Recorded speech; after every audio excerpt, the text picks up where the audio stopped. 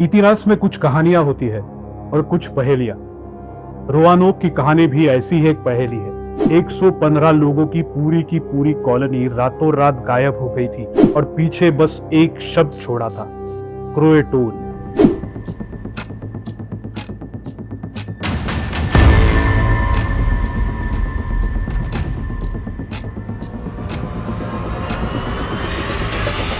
400 सालों तक दुनिया ने यही माना कि या तो वो लोग मारे गए थे या किसी शराब का शिकार हुए थे या हवा में गायब हो गए थे। लेकिन क्या हो अगर मैं आपसे कहूं कि ये सब गलत बात है? क्या हो अगर मैं ये कहूं कि वो लोग गायब हुए ही नहीं थे?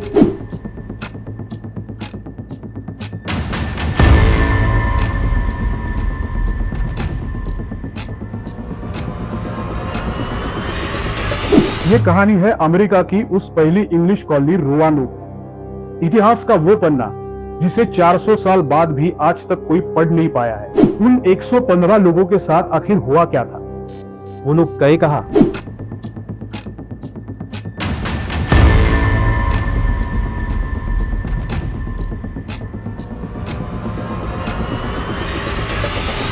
आज हम इस रहस्य की हर परत को खोलेंगे, सबूतों को देखेंगे, हर थ्योरीज को परखेंगे, उस रात की सच्चाई के करीब पहुंचने की कोशिश करेंगे। तो बने रहिए मेरे साथ, क्योंकि ये कहानी बहुत दिलचस्प होने वाली है।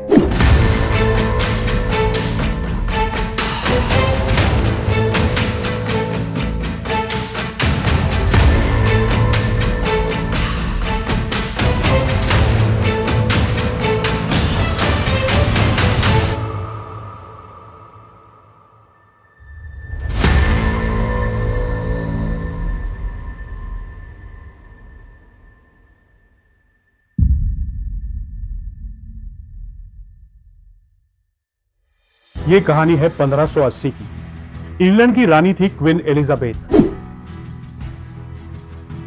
और उनका सपना था अमेरिका में इंग्लैंड की एक कॉलोनी बसाने का, और इसकी जिम्मेदारी उन्होंने सर वॉल्टर रेले को दी।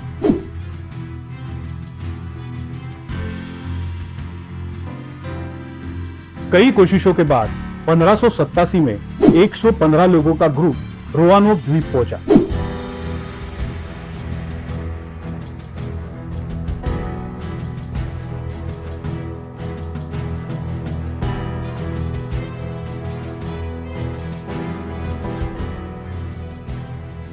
इसके गवर्नर थे जॉन व्हाइट। जॉन व्हाइट सिर्फ एक सैनिक नहीं थे, वो एक बढ़िया कलाकार भी थे। उन्होंने रोवानोक की बहुत सारी जगहों की बहुत सारी पेंटिंग्स की। वो पेंटिंग्स आज भी ब्रिटिश म्यूजियम में आप देख सकते हैं। शुरुआत में सब कुछ ठीक था। उन्होंने अपने लिए घर बनाए, खेती शुरू की।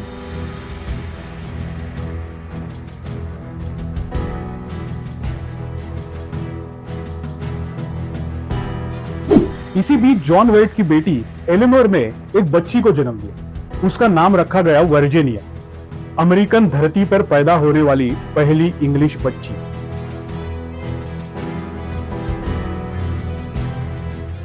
लेकिन ये खुशियां ज्यादा दिन तक नहीं चली। उनके पास के खाने पीने के सामान खत्म हो रहे थे। साथ ही में आसपास के मूल निवासी कबीलों के साथ भी उनकी झड़पें होने लगी। कबीले को बचाए रखने के लिए उन्हें और सामान की जरूरत थी। तब कॉलोनी के लोगों ने फैसला किया कि जॉन व्हाइट को वापस इंग्लैंड जाना चाहिए और मदद लेकर वापस आना चाहिए। जॉन व्हाइट अपनी बेटी और नन्ही पोती को छोड़कर जाने के लिए तैयार नहीं थे, लेकिन उनके पास दूसरा कोई रास्ता भी नहीं था। जॉन व्हाइट ने इंग्लैंड को जाने से पहले लोगों को एक प्लान बताया कि अगर उन लोगों को कोई खतरा महसूस हो और इस जगह को छोड़कर वो कहीं और जगह जाने वाले हैं, तो उस जगह का नाम किसी पेड़ पर लिख देंगे, और अगर ज्यादा खतरा महसूस हो तो उसके पास में एक क्रॉस का साइन बना देंगे। ये सब बताने के बाद जॉन व्हाइट इंग्लैंड के लिए निकल पड़े। उन्हें क्या पता था कि वो अपने परिवार को इसके बाद कभी नहीं देखेंगे। जॉन व्हाइट जब इंग्लैंड पहुंचे तो इंग्लैंड और स्पेन के बीच युद्ध छिड़ गया था। रानी ने युद्ध के लिए सारे जहाज रोक लिए थे। जॉन व्हाइट चाहकर भी वापस अमेरिका नहीं जा सकते थे।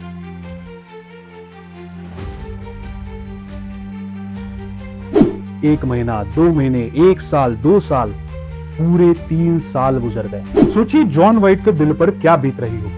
हर दिन वो अपनी बेटी और नन्ही पोती के ही बारे में सोच रहे होंगे। आखिर 1590 में जॉन वाइट को एक जहाज मिला और वो रोआनोक के लिए निकल पड़े।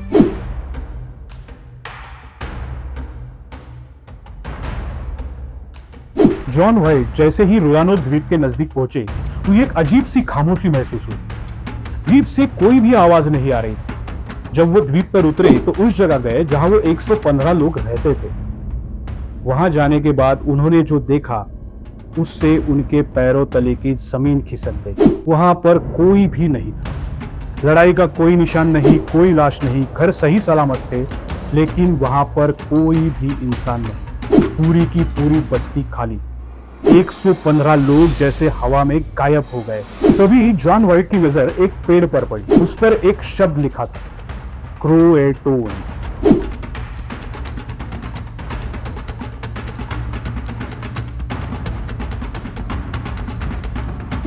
उन्होंने चारों तरफ देखा लेकिन उन्हें कहीं भी क्रॉस का कोई भी साइन नजर नहीं आया। इसका मतलब वो सारे लोग अपनी मर्जी से गए थे। क्रोएटोन पास के एक द्वीप का नाम था। तो उन्हें थोड़ी सी एक उम्मीद की किरण दिखाई दी कि वो सारे लोग क्रोएटोन द्वीप पर किसी और कबीले के साथ सुरक्षित रह रहे होंगे। जॉन वाइट तुरंत क्रोएटोन द्वीप के लिए निकले लेकिन किस्मत ने इस बार भी उनका साथ नहीं दिया। समंदर में बहुत बड़ा तूफान आया। इसमें उनका जहाज खराब होने लगा था। कप्तान ने आगे जाने से मना कर दिया और उन्हें वापस इंग्लैंड लौटना पड़ा। इसके बाद जॉन वाइट कभी भी अमेरिका लौट नहीं पाए। पूरी जिंदगी उन्होंने इसी गम में गुजार दी कि उनके परिवार और उनकी कॉलोनी का क्या हुआ। और इसके बाद ही जन्म होता है इतिहास के सबसे बड़े रहस्य का।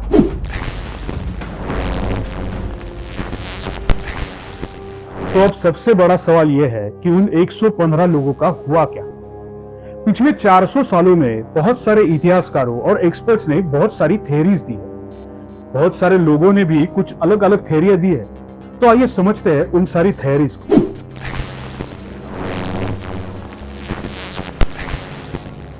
एक थ्योरी कहती है कि किसी दूसरे कबीले ने उन पर हमला कर दिया।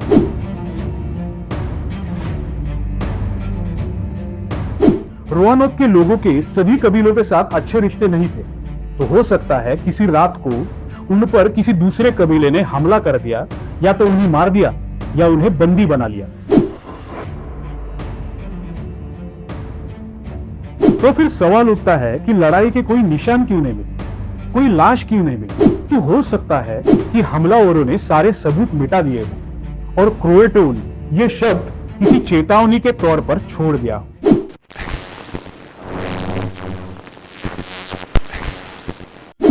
एक और बड़ी डरावनी थ्योरी है, वो है बीमारी।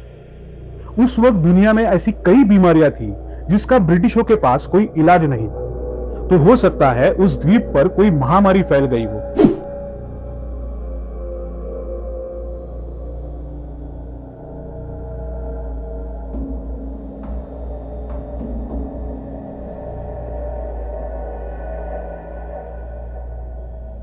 उस महामारी ने सब लोगों को चपेट में लिया हो और उसमें धीरे धीरे करके सब लोग मर गए हो। लेकिन यह भी हो सकता है कुछ लोग बच गए और वहां से निकलने की कोशिश में मारे गए।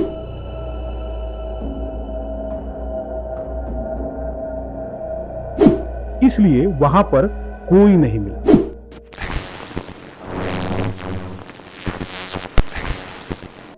एक और थ्योरी है और वो सबसे ज्यादा पॉपुलर है। कुछ लोगों का मानना है कि रोआनोक द्वीप पर किसी आत्मा या श्राप का साया था।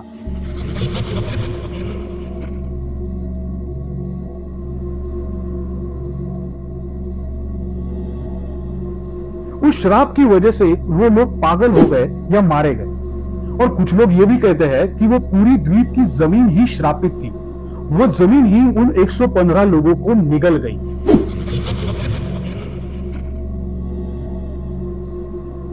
और वहां के जंगलों में आज भी अजीबोगरीब आवाज सुनने का दावा कुछ लोग करते हैं। ये सुनने में थोड़ा फिल्मी लगता है, पर उस जमाने में लोग ऐसी बातों पर विश्वास करते थे।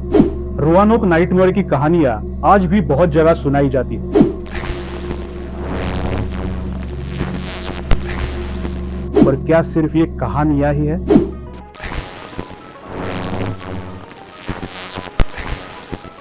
पर यह रहस्य सिर्फ कहानियों में जिंदा नहीं है। आज भी बहुत से वैज्ञानिक और आर्कियोलॉजिस्ट इसकी खोज कर रहे हैं और हाल ही के सालों में उन्हें बहुत से दिलचस्प सुराग मिले हैं। याद है मैंने आपको बताया था कि जॉन व्हाइट एक कलाकार थे। उन्होंने बनाए हुए नक्शे में रिसर्चर्स को कुछ अजीब लगा। उस नक्शे में एक कागज का पैच चिपका हुआ था। जब ब्रिटिश म्यूजियम ने आधुनिक तकनीक का इस्तेमाल करके उस पैच के आर पार देखा तो उनके होश उड़ गए। उस पैच के नीचे एक किले का यानी फोर्ट का एक निशान बना हुआ था और उसे स्याही से छुपाया गया था। यह किला रोआनोक द्वीप से 50 मील अंदर की तरफ था।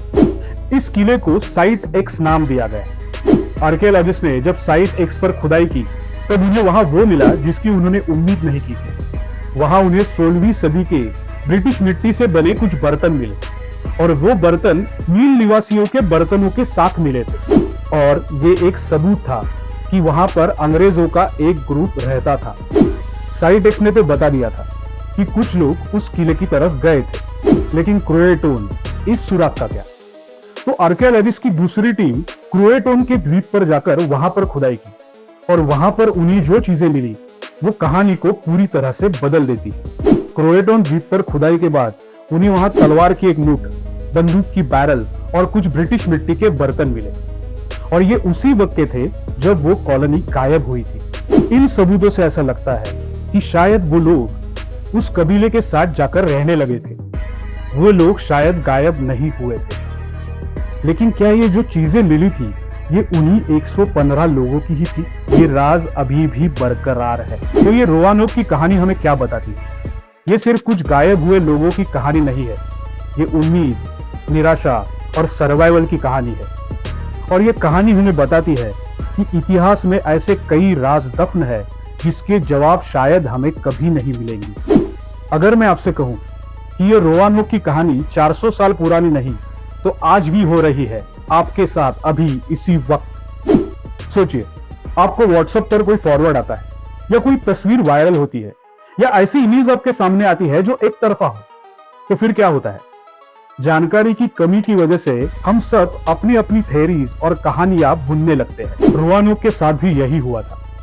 जानकारी की कमी की वजह से लोगों ने अलग अलग कहानियां बनाना शुरू कर दिया। कुछ लोगों ने कहा कि वो 115 लोग मारे गए, कुछ ने कहा वो गायब हो गए और कुछ ने तो ये भी कहा कि एलियन इन्हें ले गए। क्रोएटोन इस शब्द से हजारों कहानियां बनी। वैसे ही अधूरे सच से आज भी हजारों झूठ बनते हैं।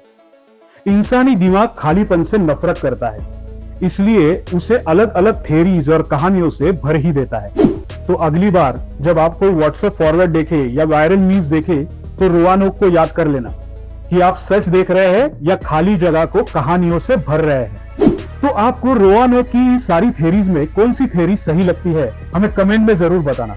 और ये वीडियो पसंद आया हो तो इसे लाइक करना, शेयर करना और हमारे चैनल को सब्सक्राइब करना मत भूलना।